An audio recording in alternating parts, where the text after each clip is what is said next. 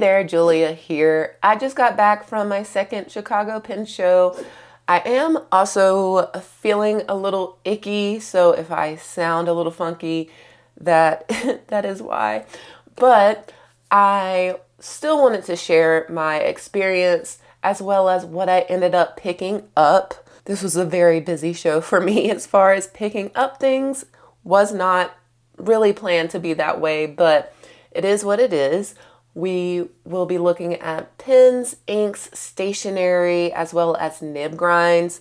I'll also show you a few things that I got from Atlas Stationers, Paper and Pencil, and H Mart. But before we start, I just want to say thank you to every person that came up to say hello and just for being so kind. Extra thanks to both Dion and Scott, like literally almost bringing me to tears with your generosity. I say it a lot and I really do mean it. Pen people are the best people. Let's circle back though to the prep video. If you haven't seen the prep video, I'll leave it up here to check out. But I took this Passport tin with me for the first time as my pen show companion, we'll say. And if you're curious if it worked out for me, very much so. This probably will be an ongoing size now for pen shows. It indeed did fit in my pocket. It fit in those front pockets of my rickshaw bag. 9 times out of 10, it was just in my pocket and it wasn't a big deal to reach for it to look for. Mostly, okay, let me see. I'm still working on the pages in here and I'm also getting ready for the Dutch pen show already, which is wild. But I used the nib stats so much. Anytime I was asked, ooh, what nib do you want? I would reference this and it was really helpful to keep building my Yovo arsenal, mostly for nib grinds, but just have a variety of interchangeable nibs. So this do recommend. I was shown several of your setups in Chicago and I hope that went well too. I would love to hear feedback and your experience down in the comments when it comes to bringing around a smaller notebook like this for pen shows. Okay, let's start with inks. I feel like I did pretty well. I did take my ink directory with me and I kept forgetting it upstairs. So I didn't have as tight of a reference point, but I did have a small wish list of inks that I was looking for and some recommendations from you guys as well. So yeah, let's take a look. These again also include a few inks that I got from Atlas after the show. So also thanks to Nancy at Scathingly Brilliant Idea. She put together a beautiful ink sample package for me. And one of the inks in there was Sailor Kitsune Biori, and I've seen this ink around online and always thought that it was a beautiful, just like it is this very soft pinkish mauve brown, kind of hard to place color, and I love a hard to place color, so ended up getting this to add to my Sailor collection. Actually ended up with quite a few Sailor inks. This is another one that was recommended by a pen friend here on the channel. This is Patsu, and I got this one because it is a dupe for Colorverse Dante's Cosmology, which I've really been enjoying in my Desiderata pens, Dumpka model. And even before that, in my TWSBI Mini, I really enjoyed the color of the ink, but it isn't available because it wasn't in the top 3 of the color vent for not this past year, but the year before. But anyways, yes, I ended up getting this as a dupe. Also a sucker for this kind of purpley, mauvey, blackberry color. This is Sailor Hara Hara. Another ink that I picked up was Waringol Purgatorio. I As much as I have previously kind of bitched about pink inks, I feel like I am finding a love for them, whether it's in this like desaturated, dusty realm, or you'll see another one later, but a more like punchy, as long as it's nice and legible. That is my thing. It needs to be super legible. But this one is so pretty, and yeah, I couldn't find it at the show. I was looking for it at the show, but ended up finding it at Atlas. This next one is a recommendation from one of you after the turquoise ink exploration. This is Wearing Gold Robin Crusoe, and I remember when this came out and I was like, ooh, that's gorgeous. And then it just like left my brain, like it left my memory. So whenever this was mentioned in the comments in that turquoise video, I was like, oh yeah, that needs to go on some sort of list. So super excited that I picked this up. It just has some beautiful shading properties. It's subtle and I am a fan. Next up, I grabbed Waterman Tender Purple. I've seen Simona from Simone use this ink time and time again, and every time she does, I am like, that is a very pretty, vibrant purple. And recently, another friend turned pen friend, somewhat locally, was looking for a Scooby-Doo purple. And when I saw this, I was like, ooh, this is a great Scooby-Doo purple. And so, yeah, I just had to get it. It's a beautiful kind of vibrant, even though purple is not a primary color, it's a beautiful like secondary kind of middle of the road purple. Another one that I picked up at Atlas that I had been wanting for a while and just curious about, this is Linen Toolbar Red Beans. It's a very like desaturated looking red, and I think that I will be more willing to use a red like this versus a really vibrant red, like it's like this off red color, almost getting over to the pink territory.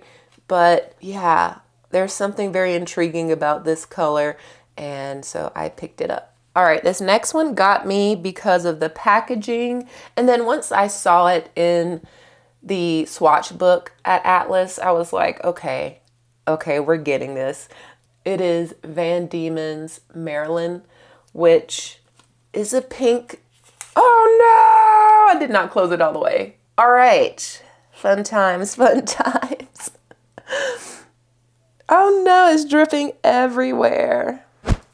Well, now that it's everywhere, I will be cleaning my hands here soon. But now that it's everywhere, you can see what color it is. It's a beautiful pink, shimmering, legible color. And, you know, I don't have many pinks in this range. And yeah, I think that I will enjoy this one when I'm feeling, you know, a little girly, a little sassy. This is a good one. All right, next up is this beautiful ink from Troublemakers. It is called Petrichor, and yeah, it is just a beautiful grayish blue with like these pink undertones that come out pretty well in the writing too. I just thought it was so beautiful, and so I picked this one up as well. Here is the bottle for that one. And then finally, I got to sit down with Sven from Sven's Ink Solutions, and he has some set inks, some inks that he offers, but the super fun part about Sven is that you can sit with him, have a reference photo of some sort, and make your own custom ink. You get to name it. It's a really fun process. So I sat down with him and I had this like pretty gnarly photo of Cam's eyes, and I'll put the reference photo for you right here. So you're sitting there and he has like this jar with this little magnetic stir under it, and you just kind of go through, he's picking out pigments, and you just kind of go through this process of starting with a color, and then, ooh, it needs to be a little darker, ooh, it needs to, have a little more green in it or blue, and then you just go along on this color journey, which I had a lot of fun with, since you guys know I love to mix inks and make colors and just play with color. So it was really fun. So this is the ink that we created. It is called Cam's Eyes. And at the very end, I decided to add a little bit of green shimmer just to get some of that kind of green tone that's in Cam's Eyes. And so we did add the tiniest bit of shimmer. And I mean, looking back, I think the photo that I took of Cam's eye, like we were way too in this light. We were in the studio lighting, and he has like hazel eyes. Sometimes they look more green. Sometimes they look more light brown like this. And so I think since at the Dutch show, I have another kind of custom ink mixing appointment with Diamine, I'm going to make a darker, kind of more green version of this too. So I will have like Cam's Eyes light and then Cam's Eyes dark. But yeah, you get to name it. There's the green shimmer in this beautiful jar.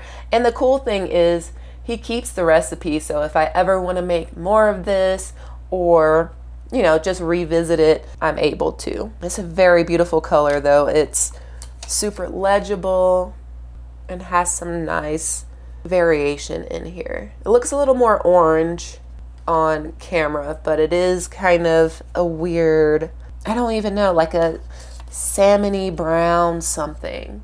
But yeah, this was a super fun experience. Definitely recommend signing up for Spin's appointments. And yeah, it was just a good time. All right, those were all of the inks. Let's move on to nib grinds, tuning, that whole thing. So I did get a few things tuned, just a couple of things, and Gina at Custom Nib Studio did both of those for me. The first one was on my Aurora 88 in the Volterra colorway. Such a beautiful pin, but just like not the greatest writer. And I thought it was me. I thought it was the ink that I was choosing. I just wasn't enjoying the Aurora feedback. But as soon as Gina looked at this nib, they were like, this nib sucks. So I felt vindicated immediately. So they very quickly fixed this up for me, and now it writes beautifully.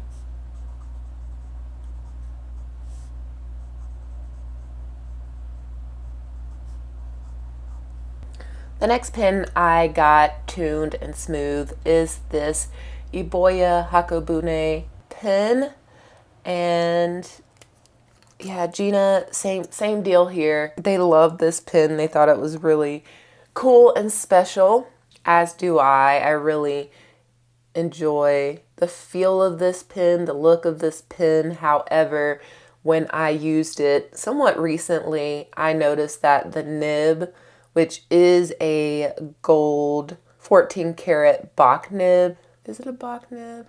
I can't remember if it was Bach or Yovo, but either way, it was a gold nib, or it is a gold nib, and it just was not performing very well. And so same thing, Gina looked at it and was like, yeah, can definitely see why you're not enjoying this one. They worked their magic, and this medium fine nib has been brought back to life. So much better, so much better. Yeah, and it's not very often where I do tuning and smoothing. I think between these two, I had a Leonardo done, but when I bought it by Annabelle, and then I think Kirk did a smoothing for me before. So compared to custom nib grinds, I don't really get tuning and smoothing done as much. I guess I've just been lucky, but just know that that is an option if you're just unsure about a nib on a pen, if you just think that man, this isn't really performing with any inks, or it just seems a little off. Definitely worth looking into. Gina also looked at this Tasha Covenant pen. So this funky little pen. And this had a zoom nib on it, which to me, super fun nib. However, just very thick and marker-like. And as much as I really enjoy this pen, the look of this pen, this whole long cap situation, like, I was not wanting to pick it up very often just because I couldn't write with it on a day-to-day. So I asked Gina if they could grind this, just keep the characteristics of the zoom nib, but just make the line width thinner. So I'm calling this a mini zoom.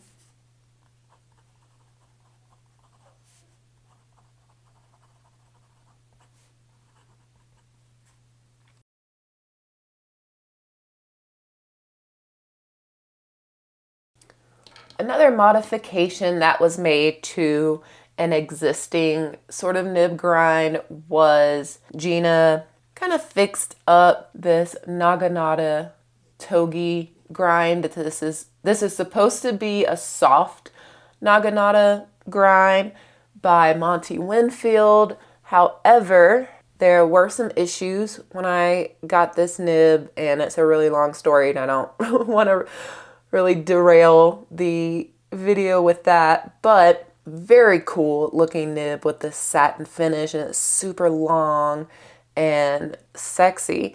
And it wrote, if the zoom nib was a Sharpie, this one was like those really big industrial size Sharpie. It was so thick and like no line variation, no anything. So I was like, please help.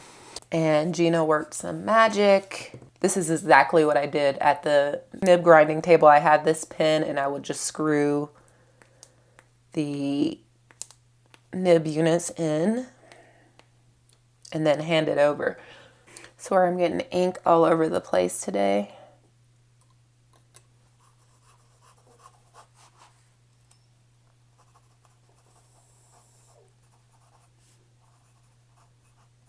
So same idea here, just keeping the properties of the nib, but just making the line thinner. Next, I set with Kirk from Pen Realm, and I noticed that he had a couple of newer grinds in his repertoire, and so of course, gotta catch them all. And I ended up getting the mullet grind, which is super fun. I feel like I'm gonna get a lot of use out of this grind. I started off with a double broad on this, and so let's see if we can, we're dipped, so let's see. So on the mullet grind, we have a fine nib on the writing side.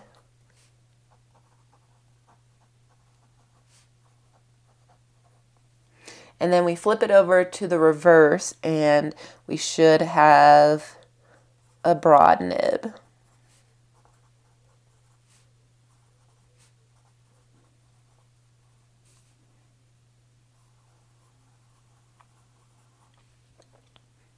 So cool. So you're taking this with you traveling or just out and about journaling, and you can still do those really big headlines or titles.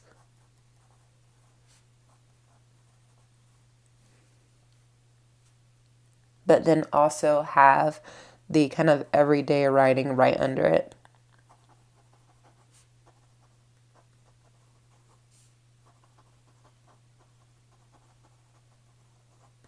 So good. Especially for me right now. I think I would be hard pressed with Yovo nibs or Western nibs to just ink up a broad nib right now. So this is a way that I can still get those thick lines without inking up a whole other pen. Do love it. And then from Kirk, I also got this diamond grind. So this one I wasn't really planning on getting until pen friend Jamie was like, it's awesome, please get it. So with this grind, just a diamond.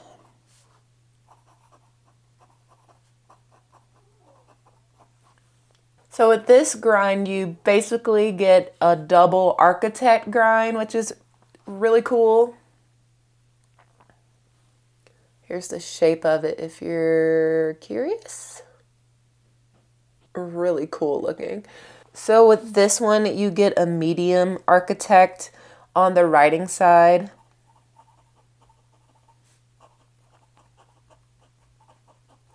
Which thin downstrokes, thick cross strokes. And then on the reverse side, you get another architect, but this one is a fine architect. So you just have thinner lines, but you still have thin downstrokes, thick cross strokes. So it's a very subtle variation, but could make a big difference if you're journaling and want to emphasize something.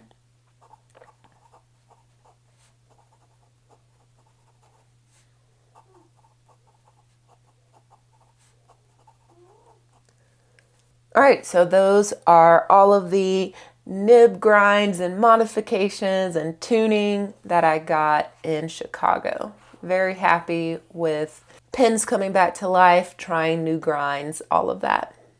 All right, I'm just gonna speed dash through some of the stationery and accessories that I picked up at the show, at Paper and Pencil, and at Atlas. It was really cool to see more stationery vendors at the Chicago Pen Show, lots of stickers, lots of leather goods and notebook covers and things like that. So that was really fun as a stationery and journaling girly myself. So from Novel Raven, I got these 2 washies. I like to keep my washies very simple so that I can use them on a variety of spreads. So I am one who likes the solid washies or very simple, like stripes or checkerboards, things like that. So I really like this color, and I've been using it in my Chicago, in the insert here for the pen show spreads. And then this one just has this writing on it, which is really nice, a nice texture for spreads. Also from Dime Novel Raven Stationery, I got these 2 little handmade notebooks, and these have some new papers to me in them. It has Champion Copy, which is a super thin but really smooth and lovely paper. You can see here, I was testing out some inks. At the Chicago Pen Show, there is a very nice like testing station that's away from kind of the hustle and bustle of the show, and there's like 300 different inks that you can test and sample and try. So my friends that I went with ended up testing way more than me. I started testing and then I just started looking over their shoulder, but they had a lot of great inks there. And then this other notebook is Sheep Cloud Bond, which is also a really nice paper that I was doodling on. So yeah, always love to try new papers. I always make it a thing that if I'm at a show or event or anything and I see paper that I haven't tried before and it's fountain pen friendly, I'm probably gonna pick it up. In that same vein, I found, and I don't remember where I found this, but this is passport size, this Hitotoki note. I'm just assuming that it's fountain pen friendly because it's made in Japan. Ooh, that's That's nice.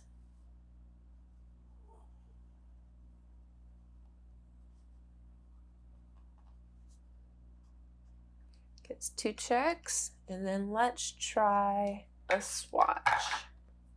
This looks like it's already kind of feathering there, but yeah. Yeah, not great for the swatch, but works okay for writing. So not a swatchy book, but definitely fine to write in. Wow, yeah, it bled through multiple pages just with that little small swatch. From H Mart, grab a couple of memo pads. Cute little clover character.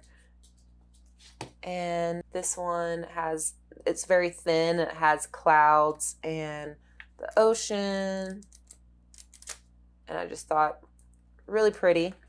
Also grabbed this to-do notebook. It has like a monthly up front, and then the rest of the book is just like little bullet points for to-dos.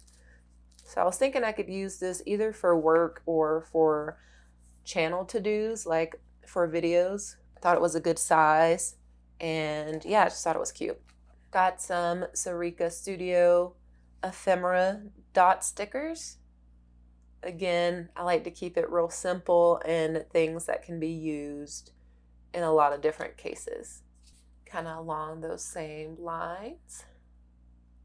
These little tiny stickers, these are all little doggies, which I hardly ever see dog things, and I'm more of a dog girl than a cat girl, and there's cat things everywhere, but I just thought these were so cute and so little.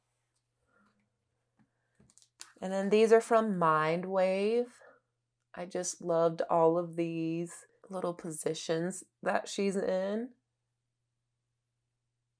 This sticker from Amarillo Stationery, I love it. So fun fact, used to work at a sex shop. So yeah, I was like, must have.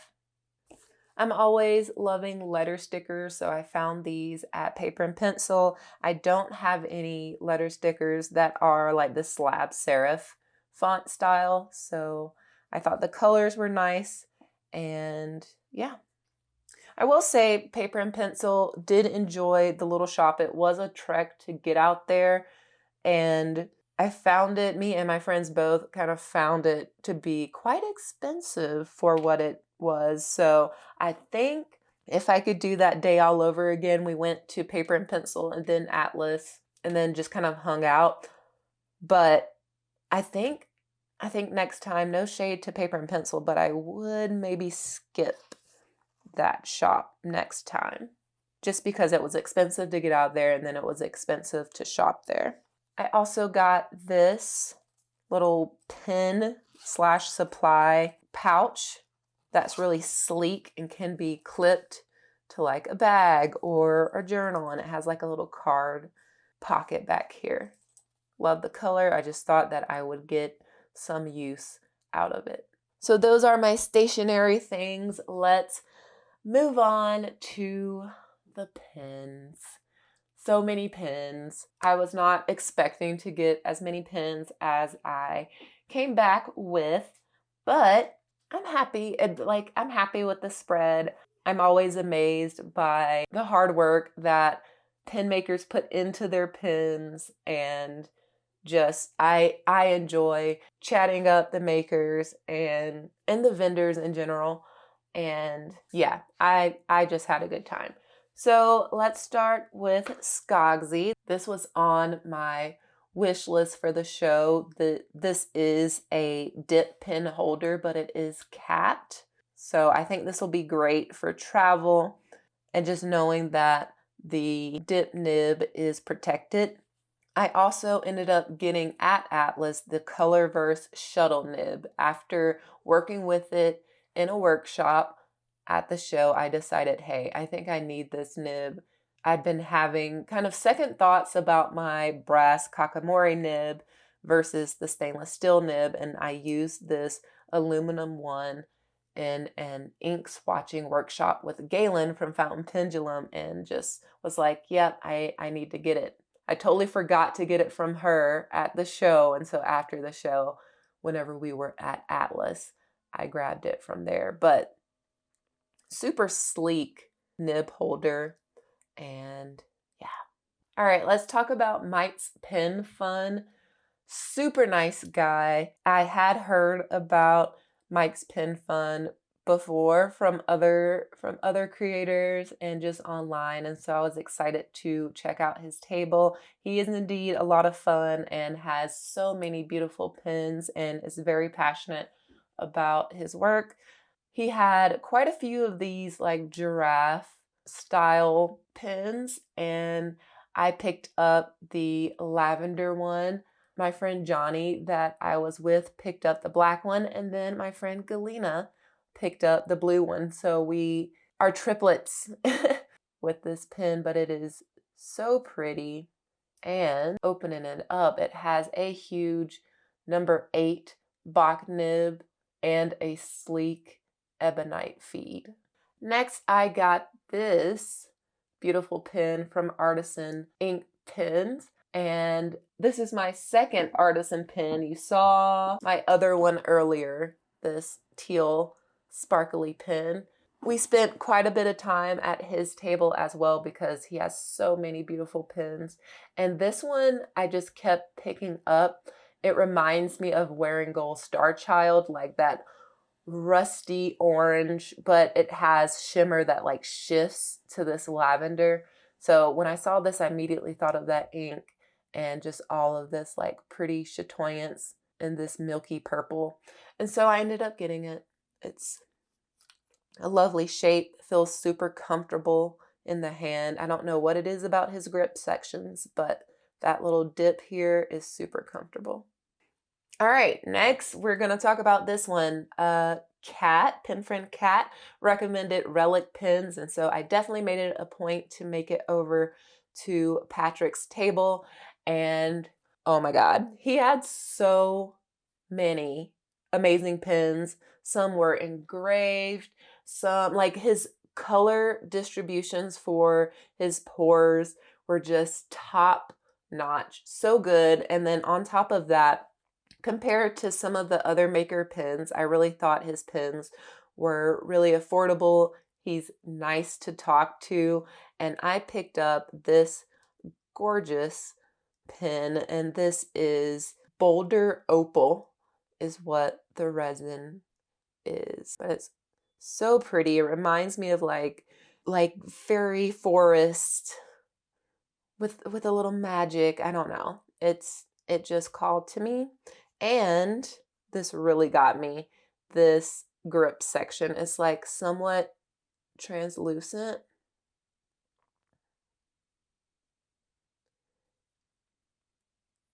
It's just really gorgeous. And he offered a cypress nib, which I haven't tried before, so I'm excited to give that a go. Another one that was on my list that I just knew I was going to leave with is this Canalia pen. It is so pretty and all the details are really lovely. All the pens are based on Hawaii and the islands of Hawaii. And this one is so gorgeous. They tuned the nib for me right on the spot after I purchased it. And it feels so good in the hand. Does it post? No, it doesn't post, but this cap band is gorgeous. And yeah, it's just a really great high quality pen. And they were super nice to talk to as well. All right, this was on the list as well. I actually pre-ordered this from Lemur Ink. This is the Twisby Eco in Root Beer, so their newest release. As you can see, I already have it inked with a pigment ink. This is not, I didn't actually put root beer in here, but this is Diamine Butterscotch in here. And Gina also, I forgot to mention earlier, Gina put a Fude on this Twisby, which isn't in their list of services or with their sample pins or anything like that, but I just asked them. I was like, hey, can you do a fude? And they were like, yeah. And so here we are with a TWSBI with a fude. And I wanted to do a fude on this because at the Dutch Pen Show, I am taking a illustrating with a fude nib workshop, and I wanted to already have something kind of ready to go for that. Next, as I was getting some of the inks, I cannot remember the name of this table. I will look it up and maybe put it on the screen down here, but they mostly had inks. And then as you walked around to pay, they also had a few pens. And so me and my friend Johnny were just looking at some of the pens there. And this one just caught my eye. You know, it's a Conklin All-American.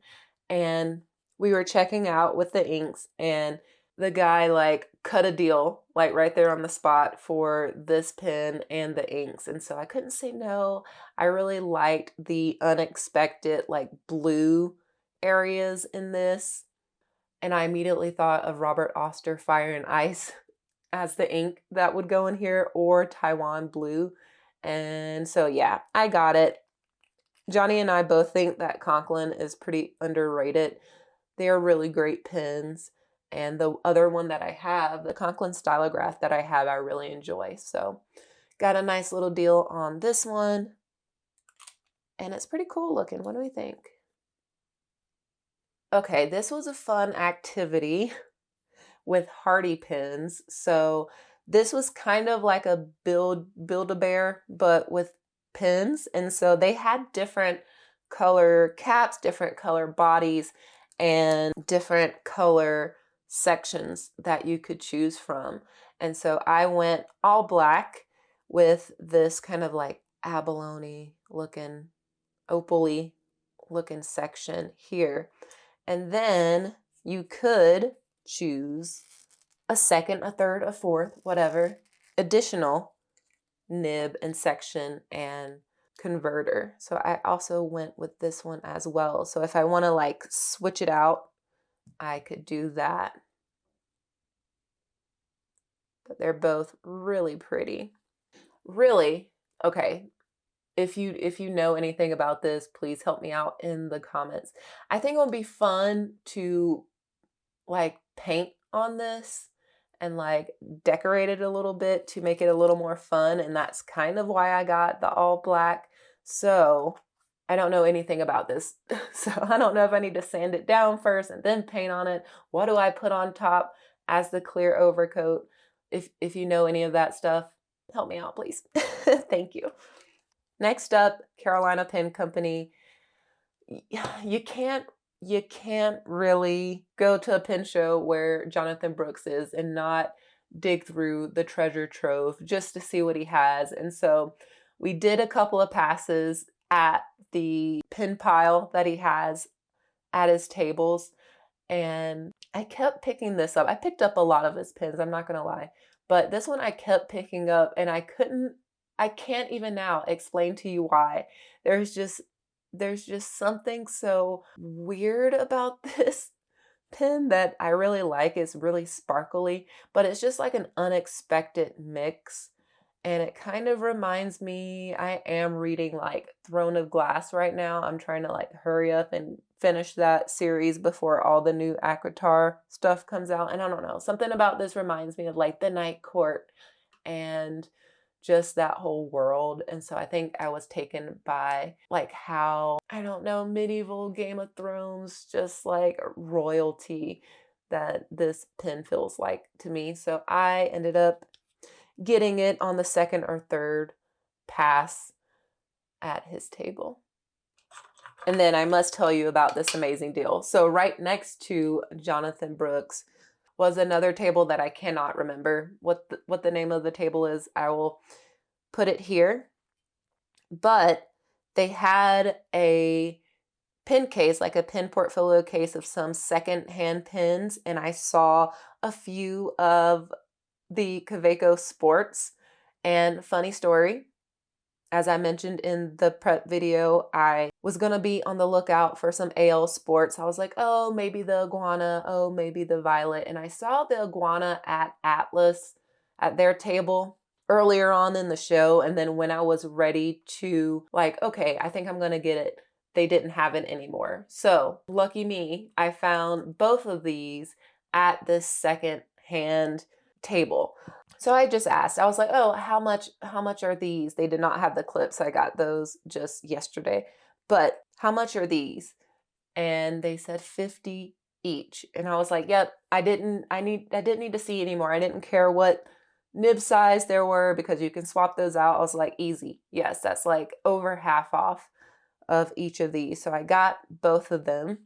I got home from the show and decided to just like, in preparation for this video, just kind of just check out, see what nib sizes there are. Oh, this is a double broad.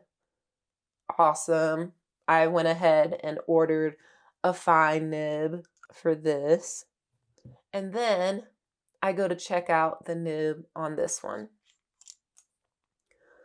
I'm like, oh, that looks like it says double broad, but it looks like it has a little fun grind on it. Interesting. And sure enough, it has some sort of italic, stubby something on the front side. And on the reverse side, there's a nice little, we're not inked up, so I'm just like kind of dipping in water right now. Yeah, it has some sort of nice cursive grind on the back, on the reverse as well. So beautiful grind on this pen. And then I look a little closer at this nib. Can you see it? This is a 14 karat gold nib. I was gagged. So not only did I get the Kaweco AL Sport for 50 bucks, but it has a cool grind on it and it's a 14 karat nib. Like, deal of the show was finding these two pens. This I picked up from Bart at Zodiac Pen Company at the show. This was actually a commission that was in progress already, and he just so happened to finish it so that I could pick it up at the show. So this is the Sagittarius model with a clip, which you don't see very often. And he also added a nice little ring down here at the bottom and along the top as well. The resin is an exclusive resin to a fun little pen group that I'm in on Instagram, the Bips, and we are lovers of brown pens and brown inks, and that's kind of what brought this group together. And so we decided to work on our own exclusive kind of resin here. And then from there, we sent our blanks to different makers, and I decided to send mine to Bart. And I'm really glad I did because he really went all out with this pen. It's so lovely and comfortable, and I love the additions that he added on this one. I love this part here. All right, I'm very excited about this pen, very excited. So, okay, this is from Mondu Pens, and I think this was near the end of the show. We were kind of doing our last, just like, oh, let's hit some of the places we haven't looked at yet. And so we went over to Mondu, and if you remember, I do have a Mondu pen that I got, I think last year at the St. Louis show, I want to say, but I really have been enjoying that pen. So I was excited to see what he had on the table. And I was talking to the maker and mentioned that I had one of his pens, and I was describing it and said, oh, it's a piston filler, but it has a window in it, because he maybe mentioned like, oh, this is the only pen type that has a window. And I was like, oh, that's weird, because I definitely have one of your pens that has a window in it. And so he was like, oh, maybe it has the just, you know, a Yovo nib, and it's maybe has my logo on it. And I was like, no. It's on the clip. And so his interest was piqued, and I was like, I have a photo of it. Show him a photo of this pen, which has the Mondu logo on the clip here.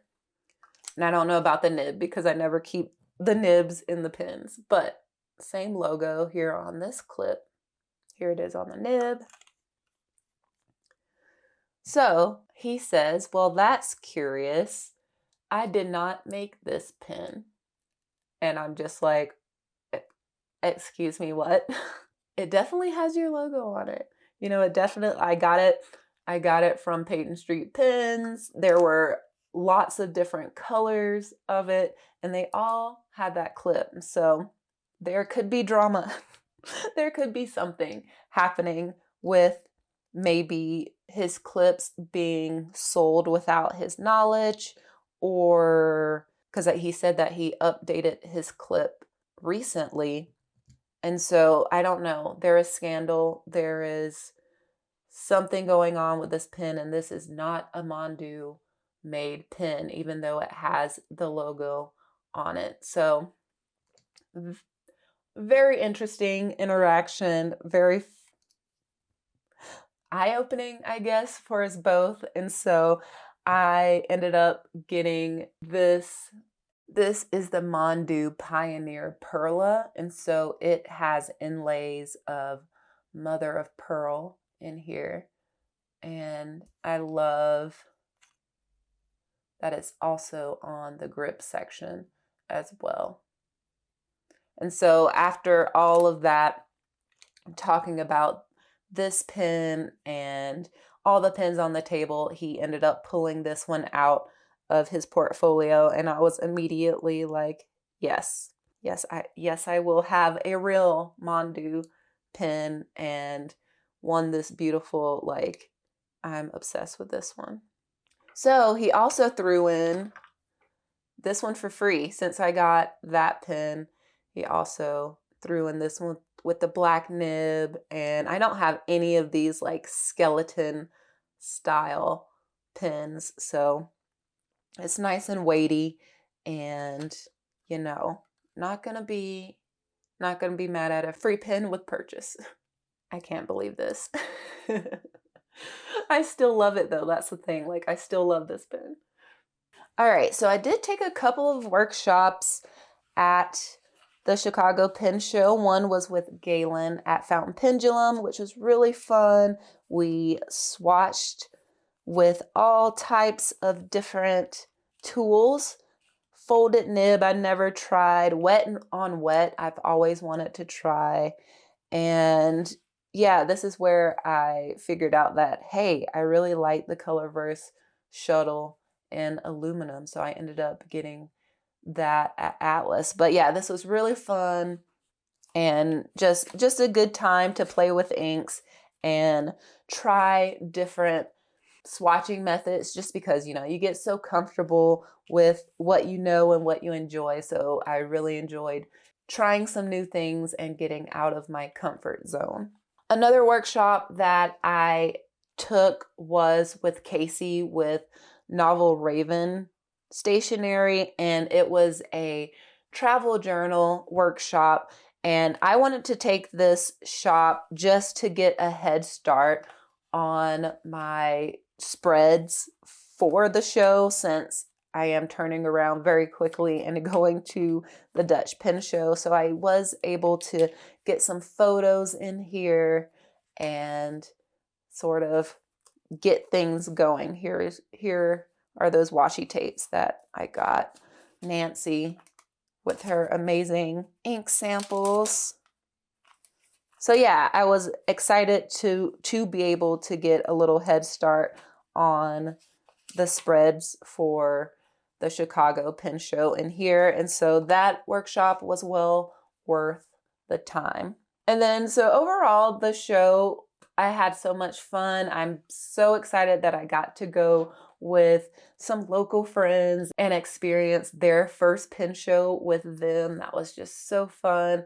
And people were so kind and excited and just having a good time.